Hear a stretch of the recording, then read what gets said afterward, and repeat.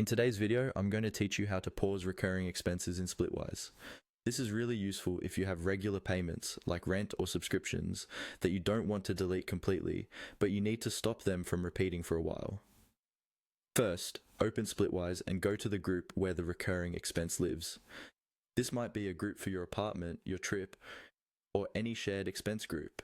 On the main screen, you'll see a list of all the expenses that belong to that group. Take a moment to make sure you're in the right group so you don't accidentally change the wrong expense. Next, look through the list and select the specific recurring expense you want to pause. This could be labeled with something like repeats monthly or similar, depending on how it was originally set up. Click on that expense to open its details. Here you'll see information like the description, the amount, who paid, and how it's split among the members. Once the expense details are open, look for the option to edit it. This is usually a button or link that says Edit Expense. Go ahead and click on that. Editing the expense is what allows you to change how often it repeats, without deleting the entire entry from your group history. Inside the Edit screen, find the section where the date is shown and click on the Date field. This is usually where Splitwise connects the expense with its schedule. When you open the Date section, you'll also see options related to how often the expense repeats.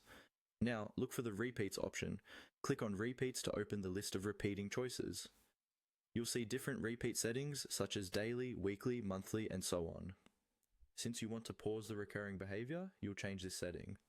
From the list of repeat options, choose Just This Once.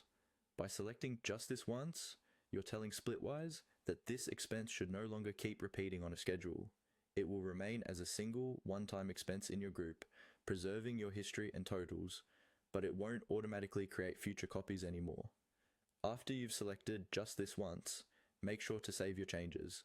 Click on the Save button to confirm.